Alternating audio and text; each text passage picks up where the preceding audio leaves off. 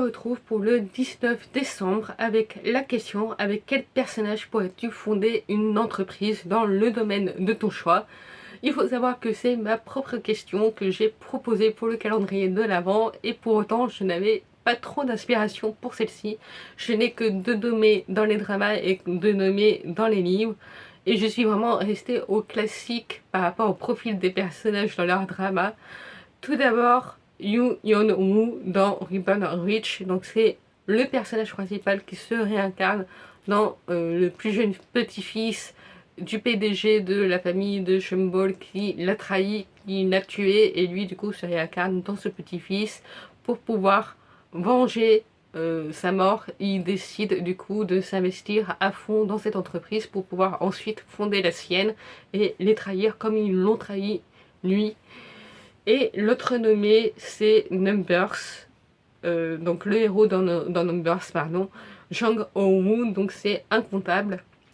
Donc voilà, je suis vraiment, comme je vous le dis, restée au classique.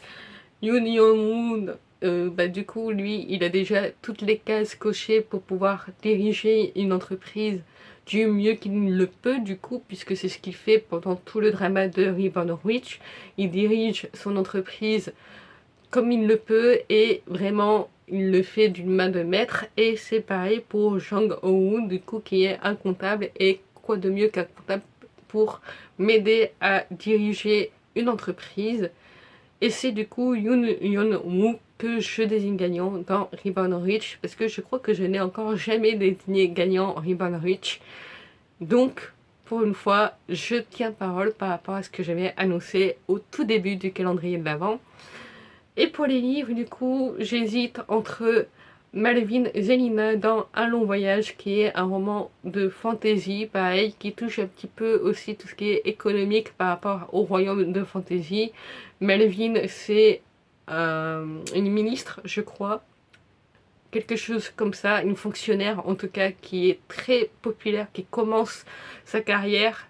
On suit en fait dans Un long voyage les souvenirs d'un personnage, et notamment sa rencontre avec Melvin au moment où elle a commencé sa carrière. Et du coup tout le roman se déroule par la narration de ce personnage qui se souvient de tout ce qui s'est passé. Et du coup c'est pour moi un personnage idéal pour pouvoir fonder une entreprise. Et mon autre nommé c'est Ethan Thomas dans L'Antilime de miel, puisque lui aussi il est ils font pas une entreprise, je crois, c'est pas un PDG, mais je sais plus si c'est un PDG ou pas, mais en tout cas c'est quelqu'un qui est passionné par son travail, qui travaille à fond. Donc quel candidat mieux que lui peut correspondre à la question d'aujourd'hui? Et du coup c'est avec Malvin Zelina, donc comme ça fait un duo de femmes aux têtes d'une entreprise, avec qui j'aimerais fonder une entreprise pour les personnages des livres.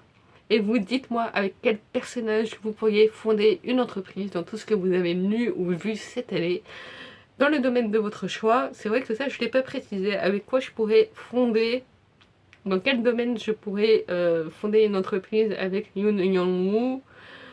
On va dire quelque chose de culturel, comme il vient du futur, enfin il a vu le futur, donc du coup faudrait déjà que je sache si je fonde cette entreprise là à l'époque actuelle, quand il revient dans le présent, ou dans le passé, où il a toute la vision du futur et tous les événements culturels qu'il connaît, du coup disons dans le passé. Voilà, comme ça au moins ce sera plus simple. Lui il a toutes les visions et il pourra vraiment voir ce qui marche dans le milieu culturel.